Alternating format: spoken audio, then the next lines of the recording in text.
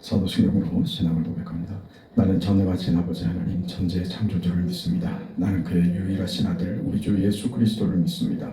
그는 성령으로 잉태되어 동정녀 마리아에게서 나시고 본디오 빌라도에게 고난을 받아 십자가에 못 박혀 죽으시고 장사된 지 사흘 만에 죽은 자 가운데서 다시 살아나셨으며 하늘에 오르시어 전능하신 아버지 하나님 우편에 앉아 계시다가 거기로부터 살아있는 자와 죽은 자를 심판하러 오십니다.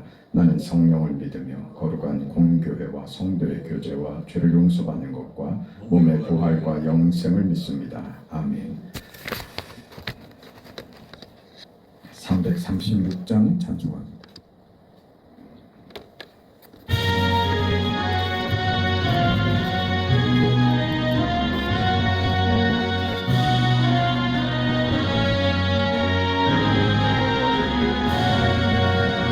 환난과 핍박 중에도 성도는 신앙 지켰네. 이 신앙 생각할 때에 기쁨이 충만하도다.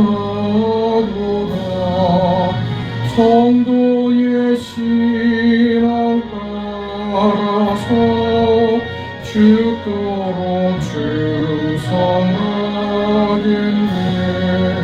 옥중에 매인 성도나 양심은 자유 얻었네.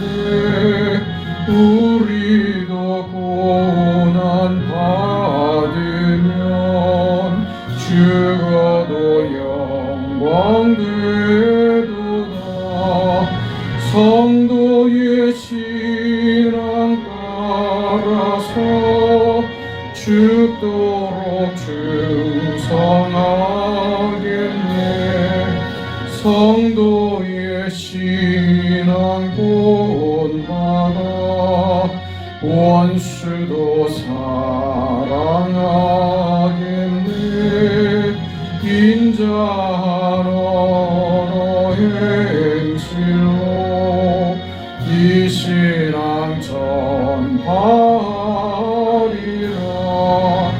성도의 신앙 따라서 죽도록 충성하겠네.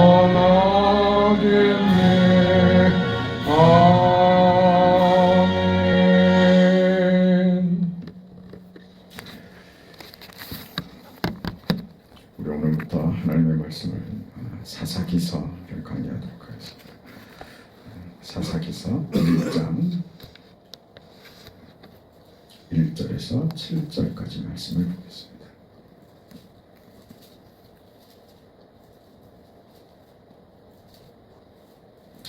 사사기 1장 1절에서 7절까지 우리 하나님의 말씀을 함께 읽습니다.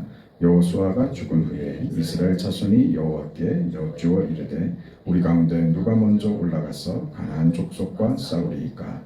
여호와께서 이르시되 유다가 올라갈지니라. 보라 내가 이 땅을 그의 손에 넘겨 주오노라 하시니라. 유다가 그의 형제 시므온에게 이르되 내가 제비 뽑아 얻은 땅에 나와 함께 올라가서 가나안 족속과 싸우자. 그리하면 나도 내가 제비 뽑아 얻은 땅에 함께 가리라 하니 이에 시므온이 그와 함께 가니라. 유다가 올라가매 여호와께서 가나안 족속과 브리스 족속을 그들의 손에 넘겨 주시니 그들이 베색에서 10,000명을 죽이고 또 베색에서 아도니 베색을 만나 그와 싸워서 가나안 족속과 브리스 족속을 죽이니 아도니 베색이 도망하는지라. 그를 쫓아가서 잡아 그의 엄지 손가락과 엄지 발가락을 자르매 아도니 베색이 이르되 옛적에 70명의 왕들이 그들의 엄지 손가락과 엄지 발가락이 잘리고 내 산 아래에서 먹을 것을 줍더니 하나님이 내가 행한 대로 내게 갚으심이로다 하니라. 우리가 그를 끌고 예루살렘에 이르렀더니 그가 거기서 죽었더라. 아멘. 사사기서는 역사서입니다. 역사서라고 하는 것은 사실을 기록하는 것입니다. 무슨 교훈을 주기 위하여 감상적인 글을 적는 것이 아니라 사실의 기록입니다.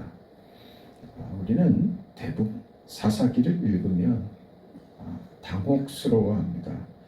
성경에 이런 내용이 있다는 것이 굉장히 불편하죠. 우리가 성경의 내용이라면 무슨 신앙적인 결단이나 충성이나 신앙인들의 무슨 업적이나 이런 것들을 기대하게 되는데 사사기에는 그런 것이 없습니다. 그래서 우리는 사사기서를 읽으면 보통 분노합니다. 그러나 사사기가 하고 싶은 말은 우리 마음에 들고 안 들고와 상관없이 이런 일이 있었다라고 사실을 기록하는 데 있습니다. 중요한 그 대목인데 사사기를 읽는 그 방법이 어떠해야지 되는지 사사기를 읽는 법에 대해서 이게 중요한 그 기준과 가르침이 됩니다. 사실의 기록이다, 역사다, 이런 일이 있었다는 것을 담담히 써내려가죠. 그런 상상할 수도 없는 그런 일들 속에 그 하나님이 계시더라. 왜 이런 일을 허락하셨을까? 우리는 당혹스럽죠. 그런데 하나님이 그런 인간의 역사들 속에도 계시더라 하는 것을 사사기를 통해서 보는 겁니다. 사사기를 살펴보면서 우리가 먼저 알아야 될 것은 사사기의 배경이 되는 이스라엘의 간단한 역사입니다. 그 이스라엘이 애굽에서 400년 종살이를 하죠. 그 애굽에서 그 세상을 상징하는 그 애굽의 종살이였다. 하나님의 백성들이 세상에 갇히어서 저들의 그 종이 되는 이 하나님의 자녀들을 구원하시려는 하나님의 손길이 이스라엘의 역사를 만듭니다. 그래서 400년 종살이에서 이스라엘 백성들을 구원하십니다. 애굽으로부터 이스라엘 백성들을 구원하시고 광야길을 걸으며 만나와 내출하기로 먹이십니다. 구름 기둥과 불 기둥으로 40년을 보호하시며 드디어 약속의 땅 가나안으로 들이셨습니다. 이 약속의 땅 가나안에서 적들을 내쫓으시고 이스라엘에게 그 땅을 약속하신 대로 기업으로 주십니다. 그런 것이죠. 하나님이 이스라엘 백성들을 모세를 보내어 꺼냈고 그 광야 40년 길을 어떻게 걷게 했으며 저들을 대적하는 그 이방 민족들을 어떻게 몰아내셨는지 이스라엘이 짓지 않는 집에 살게 하시고 심지 않은 것을 먹게 하신 그 하나님을 분명히 알아라. 이게 이스라엘의 역사입니다. 그리고 이어지는 것이 사사기입니다. 젖과 꿀이 흐르는 땅에 들어왔으되 이 백성이 내 말을 듣지 않았다. 그래서 내가 사방의 적들을 일으켰다. 적들이 일어나서 저들을 괴롭게 함으로 하나님과의 약속이 무엇인지 다시 확인하게 하고 너희 인생이 어디로 가고 있는지 지금 얼마나 잘못된 길을 가고 있는지 보여주고 있다. 이 씨름을 내가 이스라엘과 하고 있다. 이게 사사기입니다. 사사시대에 대한 우리의 분노는 대부분 그 일반적인 종교성에서 출발합니다. 일반적으로 우리가 그렇게 생각을 하죠. 아니, 당신들은 하나님의 선민이었고 우리는 책으로 글로 지금 대하지만 당신들은 역사 속에서 하나님이 애굽에 행한 일들을 당신들은 두 눈으로 보지를 않았었냐? 너희 어머니 아버지한테 들은 이야기 아니냐? 애굽에 떨어진 10가지 재앙들, 너희 앞에 홍해가 갈라지고 반석에서 물이 터져 나오고 그런 역사의 현실을 경험하지 않았느냐? 그런 너희들이 그걸 다 경험하고 눈으로 확인했던 너희들이 그 신앙의 인생을 못 살아낸다면 그럼 도대체 나는 어떡하라는 말이냐? 이게 숨어 있는 거죠. 겁이 나는 겁니다.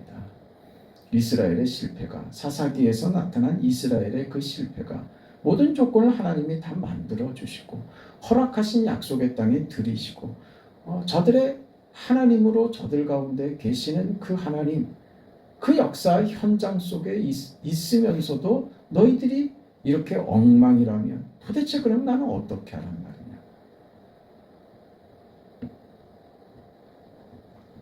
기적으로 불러낸 그 하나님의 백성들이 실패합니다.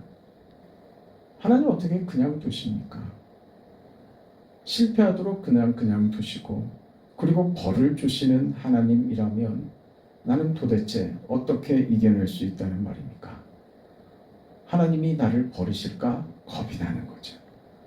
사사기 같이는 되지 말아야지. 그렇게 살 실력은 없고 사람이란 이 죄라고 하는 것은 정말 무서운 것이구나 이렇게 느끼죠. 그럼 우리는 사사기를 통해서 뭘 배워야 하느냐? 이스라엘 백성들이 가나안 땅에 보내졌던 것처럼 하나님께서 저의 인생을 이 자리에 보내셨다면 하나님 이 땅에서 이스라엘이 사사시대에 저 실패했던 것을 뒤따르지 않도록 하나님의 은혜로 살아갈 수 있도록 저를 도와주세요. 인생 살면서 어떤 정황 속에서도 어떤 현실을 만나더라도 그 속에서 하나님의 은혜를 구하며 사사기를 생각하며 도전받아야 될 것입니다. 그러므로 우리는 사사기를 통해서 우리 신앙의 어떤 그 교훈과 우리 신앙의 한 걸음 더 앞으로 나아가는 그런 그 시간이 되어야 할 줄 압니다. 그저 우리 신앙을 보험 드는 것처럼 그렇게 안심의 수단으로 우리 신앙을 이해하는 자리에서 넘어와야 됩니다. 하나님, 저에게 이럴 수 있습니까? 저는 왜 이렇게 힘이 듭니까? 이런 불만과 오해와 내가 가지는 신앙의 어떤 열등감 이런 걸 떠나야 됩니다. 어느 자리로요? 하나님은 사사기를 통해서 보는 거죠. 실패의 자리, 죽음의 자리에서도 하나님은 거룩한 결과를 만드실 수 있는 분이시다. 그렇다면 내 인생의 어떤 경우라도 하나님은 선하신 뜻을 이루실 수 있는 나의 아버지시다. 그걸 배워야죠. 우리 빌립보서를 통해서도 우리 신앙이 얼마나 위대한 것을 담으며 우리 신앙이 하나님이 우리 인생에게 가지시는 그 뜻과 그 계획이 얼마나 놀라운가 하는 것을 받지 않습니까? 무엇이든 할 수 있는 사람, 무엇이든 그 인생의 그 삶에 담아낼 수 있는 그런 위대한 인생의 하나님의 사람들로 봤습니다. 사사기를 통해서 우리는 우리의 신앙이 이 고백으로 가야 됩니다. 죽음의 자리, 실패의 자리에서도 하나님이 나를 통하여 거룩한 영광의 것을 만드실 수 있습니다. 하나님, 그러니 내가 넘어졌으나 내가 주의 목전에서 쫓겨났으나 다시 주의 전을 바라보겠나이다. 이 고백이 나와야 되는 겁니다. 그게 바로 신앙인입니다. 이래서 못하겠습니다. 저래서 안 됩니다. 저는 절망입니다. 이 자리로 가지 않는 것이죠. 사사기보다 더 절망스러울 수 있겠습니까? 그 가운데서도 역사하시는 하나님을 본다면 내가 어떤 경우를 당할지라도 내가 주의 목전에서 쫓겨났을지라도 나는 주의 전을 바라보겠나이다. 이 신앙의 자리에 서야 하는 것입니다. 그래서 사사기는 변명하지 않습니다. 그저 사실을 기록하는 겁니다. 무슨 감상으로 끌고 가지 않습니다. 왜 이랬을까? 우리는 뭘까? 하나님이 왜 이걸 하게 놔두셨을까? 이 원망과 비탄과 절망과 혼돈과 도저히 이럴 수는 없다는 것을 넘어서는 하나님의 역사의 깊이, 하나님의 인도에 대한 항복, 말없이 어떤 감상 없이 설명이나 해설을 붙이지 않고 써내려가고 있는 것입니다. 그 하나님을 사사기에서 만나는 겁니다. 그 하나님을 압니까?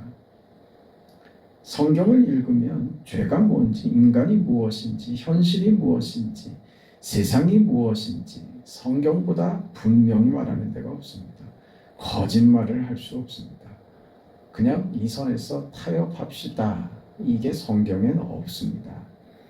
하나님은 우리에게 최선만 있으시지 차선책은 없습니다. 그걸 택하는 법이 하나님은 없습니다. 우리는 늘 그러죠. 저것도 좋은 줄 알지만 적당히 이 선에서 하나님 저는 만족하겠습니다. 하나님은요 그럴 수 없다 이렇게 말씀하시는 겁니다. 이게 우리가 어려운 거죠.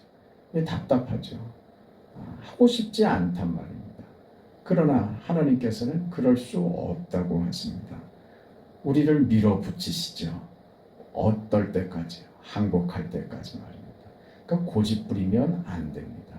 내가 옳다고 생각하고 내가 좋다고 생각하는 수준이 옳지도 않고 좋지도 않습니다. 그걸 하나님은 아십니다. 우리의 고집과 우리의 욕심만 하나님 앞에서 때를 쓰게 하는 거죠. 그러니 우리는 하나님 앞에서 어떤 타협도 할 수 없다는 것을 깨닫고 순종하는 것, 항복하는 것, 그게 중요합니다. 그래서 사사기가 어려운 겁니다. 사사기에 나타난 어떤 더러운 것들, 배신, 음모, 악한 것들, 죄된 것들, 이 역사적 사건으로 계속 나열이 됩니다. 반복적으로 나열이 됩니다. 우리는 이게 불편하죠. 하나님 도대체 이런 부끄러운 것들을 계속 꺼내서 무엇을 하시려고 합니까? 그게 우리의 당연한 질문이죠. 이걸 우리가 비난함으로써 나는 여기에 속하지 않은 것 같이 기만을 떨면 안 됩니다. 우리도 이 안에 있다는 것을 고백해야 됩니다. 이 사실을 면제받을 수 없는 그런 똑같은 인생들입니다. 그러니 사사시대 같은, 그러니까 사사시대를 비난하는 것으로 나는 저들과 같지 않다고 면제받으려고 들지 말란 말입니다. 이 시대를 살면서 이 시대의 불의와 부당한 것들을 비난하고 욕하는 것으로 우리의 현실을 면제받으려고 들지 말란 말입니다. 나는 상관없다고 하지 말란 말입니다. 뭐예요? 그 시대를 사는 겁니다. 그걸 말로 하지 말고 그 시대를, 그 현실을 우리에게 주어진 오늘을 살라는 말입니다. 누가 어쩌고 저쩌고 저것 때문에 안 되고 마치 지금 나의 형편과 나의 불만과 내가 잘못되고 있는 것이 내가 문제가 아니고 저것들 때문에 내가 이런 어려움을 겪고 있다고 그렇게 던지지 말란 말입니다. 이 시대와 이 현실을 내가 사는 겁니다. 말로 때우지 않고 말입니다. 기도해서 넘어갈 수 있다고 착각하면 안 됩니다. 낱낱이 기도해서 나는 그 내용에서 벗어났다고 착각하지 말라는 거예요. 그래서 아주 낱낱이 기도를 하죠. 왜? 하나라도 내게 붙어있지 못하게 하려고. 기도하면 떨어질 거라고 생각합니까? 아니요. 저것들과 나는 다르다는 것을, 나의 다름을 말로써 그게 해결이 된다고 착각하지 말라는 말입니다. 그 시대를 사는 겁니다. 같이 부딪히고 엉키면서 억울하고 답답하고 화나는 그 현실을 사는 겁니다. 그래서 사사기 2장에 가면 웁니다. 복임이라는 지명이 나오는데 복임이라는 이 지명의 뜻은 우는 자라는 이름을 가집니다. 우는 자 말입니다. 웁니다. 그 시대를 살아야 하니 우는 겁니다.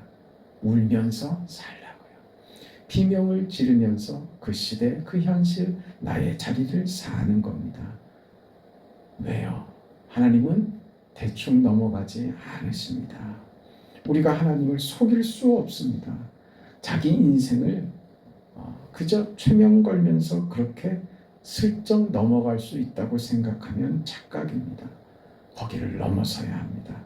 세상이 주는 것하고는 비교할 수 없는 우리의 인생, 신앙의 인생을 사사시대 같은 그 시대와 그 현실을 사는 것입니다.